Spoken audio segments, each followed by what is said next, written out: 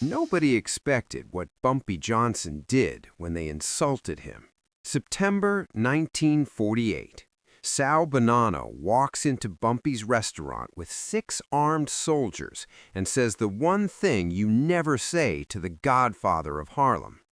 The racial slur echoed through the room like a gunshot.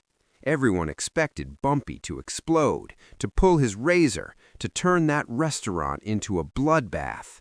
That's what Sal wanted, justification for war. Instead, Bumpy did something that made Sal's blood run cold. He smiled. Not a friendly smile. The kind of smile a man gives you when he already knows how you're gonna die, and you don't. Then Bumpy stood up, slowly, folded his napkin, placed it on the table, and said 6 words that would change the power structure of organized crime in New York forever. What he said made Sal Bonnano leave Harlem that night. What he said made the 5 families call an emergency meeting. And what he said? It wasn't a threat, it was a promise. Harlem in 1948 wasn't the Harlem you see in movies. It was a kingdom, and Bumpy Johnson was its king. He didn't rule from some hidden office or underground bunker. He ruled from Wells Restaurant on 135th Street, a modest place, red leather booths, checkered tablecloths, the smell of fried chicken and collard greens hanging in the air like incense. But everybody who mattered in Harlem came through those doors. Musicians, preachers, numbers runners, politicians, even cops. They came because Wells Restaurant was neutral ground. You could have beef with someone on the street, but inside those walls, you respected the peace. Bumpy's peace. Because Bumpy Johnson had something the Italian mob, the Irish gangs, and the corrupt police all wanted: control of Harlem's numbers racket. The numbers game was simple. People bet pennies, nickels, dimes on 3-digit numbers. If your number hit, you won. If it didn't, the house kept your money. It wasn't gambling to the people of Harlem. It was hope. A chance that maybe, just maybe, this week you'd hit and finally buy your kid those shoes or pay your rent without begging your landlord for mercy. Bumpy didn't invent the numbers game. A brilliant black woman named Stephanie St. Clair did. Madam Queen, they called her. She ran Harlem's numbers in the 1920s and early 30s until Dutch Schultz and the Italian mob tried to muscle in. They nearly destroyed her. That's when she went to Bumpy. "Protect my operation," she told him in 1932, "and I'll make you the most powerful man in Harlem." Bumpy kept his word. By 1948, he controlled the entire numbers operation in Harlem. Millions of dollars flowed through his hands every year. And the Italians? They hated it, because in their world, black men didn't run empires, they worked for them. Frank Costello tried to negotiate. Bumpy refused. Vito Genovese sent threats. Bumpy ignored them. Joe Bonnano? He sent his nephew, Sal the Butcher Bonnano, to handle the Harlem problem once and for all. And that's how we get to September 19th, 1948, the night everything changed. 8:47 p.m. Wells Restaurant was packed. 40 people, maybe more. The jukebox was playing Dizzy Gillespie's Manteca. Cigarette smoke curled toward the ceiling like ghosts. Bumpy Johnson sat in his usual corner booth, the one with a clear view of both doors and the kitchen. His wife, Mayme, sat across from him. She was elegant, poised, the kind of woman who could silence a room just by walking into it. Bumpy was eating a ribeye steak, medium rare, cut with precision, the way he did everything, methodical, controlled, no wasted motion. That's when the door opened. Sal Bonnano walked in first, 6'2", 230 pounds of muscle wrapped in a tailored suit. They called him the Butcher because of what he did to a guy in Brooklyn who tried to skim money from a Bonnano card game. Let's just say they found pieces of him in 4 different boroughs. Behind Sal came his crew, 6 men, all of them packing. You could see the bulges under their jackets. They didn't try to hide it. That was the point. The restaurant noticed. Conversation stopped mid-sentence. Forks froze halfway to mouths. Even the jukebox seemed to get quieter, like it knew something bad was about to happen. Sal walked straight to Bumpy's table. Didn't ask permission, didn't wait to be invited. Just walked right up and stood there, looking down at Bumpy like he was something stuck to the bottom of his shoe. "Bumpy Johnson," Sal said, loud enough for everyone to hear. "We need to talk." Bumpy didn't look up, just kept cutting his steak, slow, precise. The knife made a soft scraping sound against the porcelain plate. "I'm eatin'," Bumpy said quietly.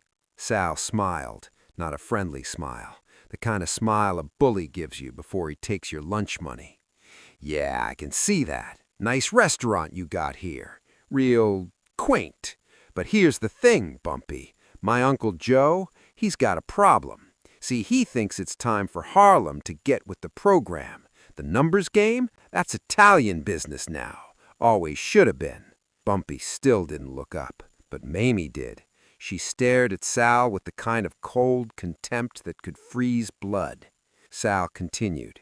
"So here's how this is going to work. You're going to step aside, hand over your operation. We'll give you a taste, 10% for your trouble. You can keep your little restaurant, play the big man for your people, but the real money, that stays with us, where it belongs." The entire restaurant was holding its breath. Nobody moved, nobody spoke. Bumpy set down his knife, picked up his napkin, dabbed the corners of his mouth. Then he looked up at Sal for the first time. His eyes were calm, too calm. "That's a generous offer," Bumpy said evenly, "but I'm going to have to decline." Sal's smile disappeared.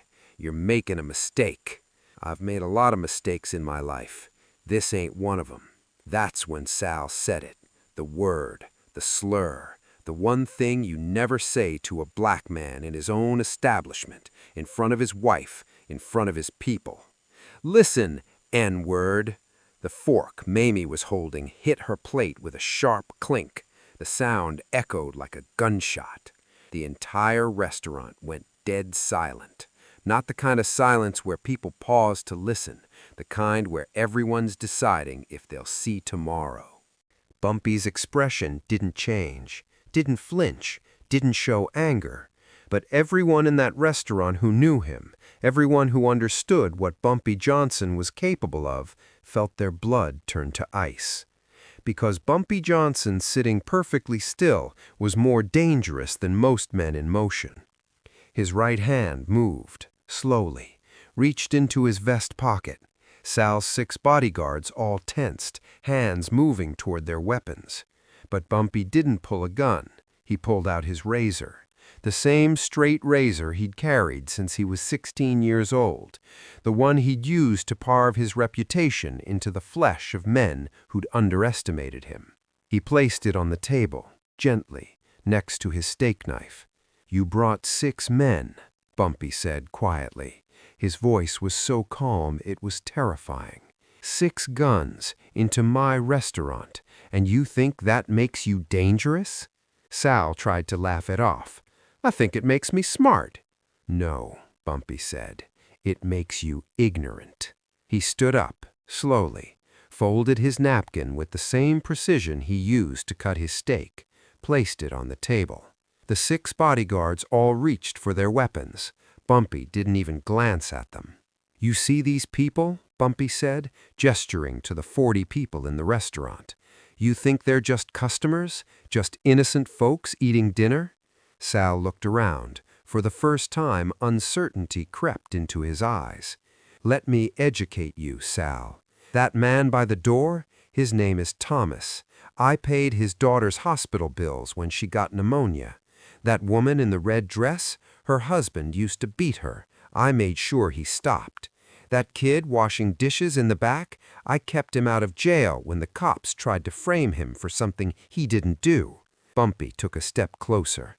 Sal's bodyguards raised their weapons halfway, but Bumpy didn't stop. "Every person in this restaurant owes me something, not because I demanded it, because I earned it.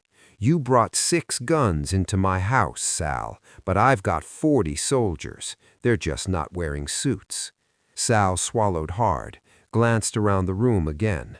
The faces staring back at him weren't afraid. They were waiting for Bumpy's signal. "Now," Bumpy said, his voice dropping to barely above a whisper, "I'm going to give you a choice.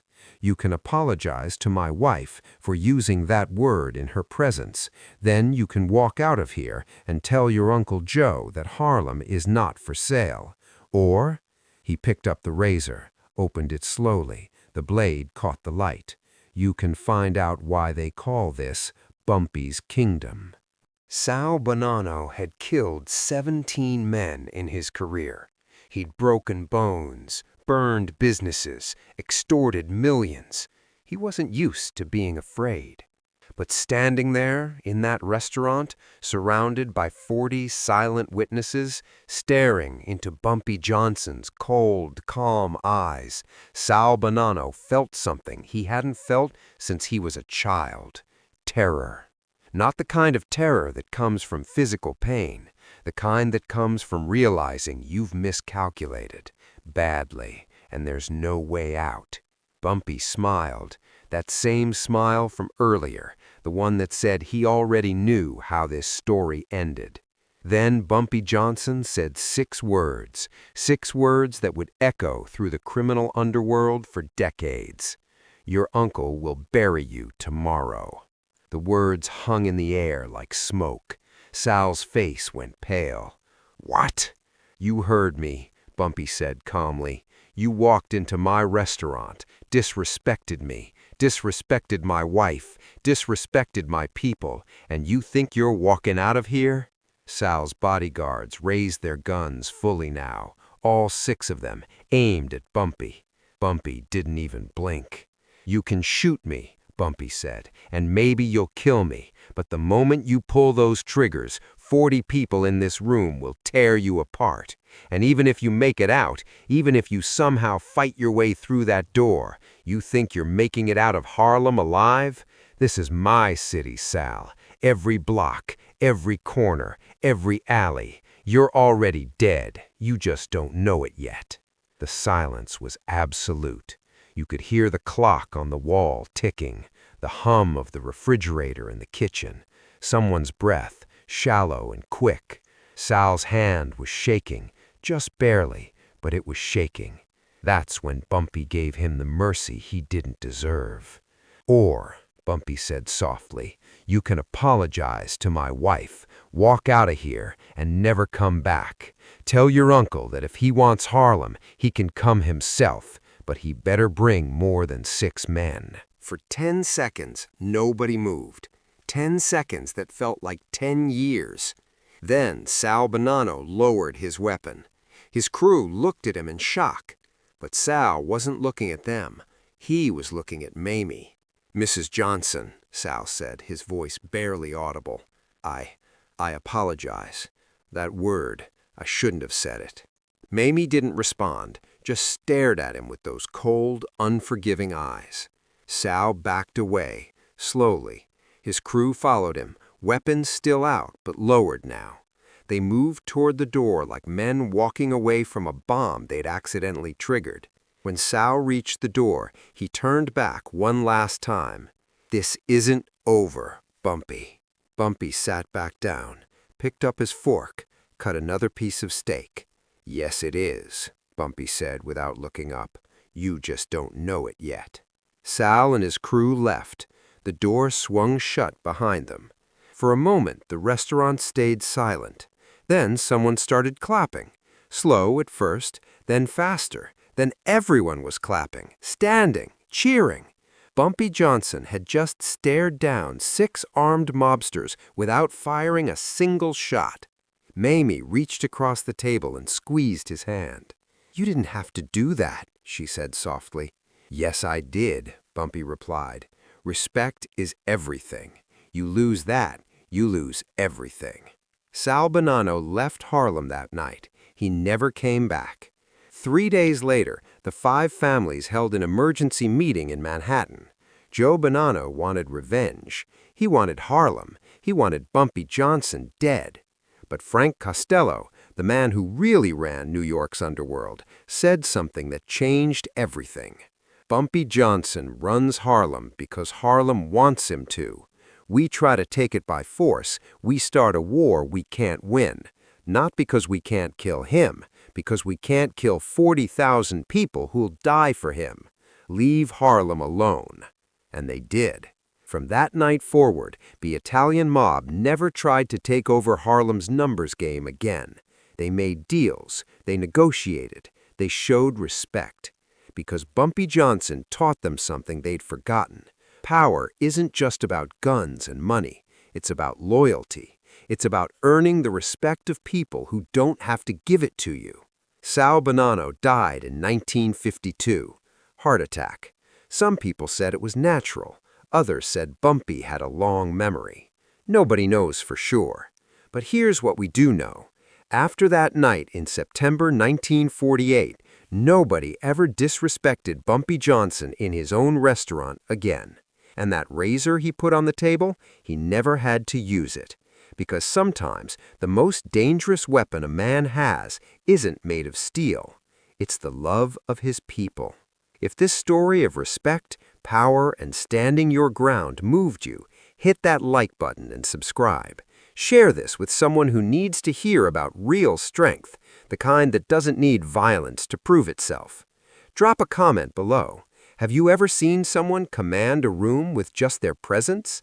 And hit that notification bell for more untold stories about the legends who built Harlem with blood, sweat, and unbreakable will.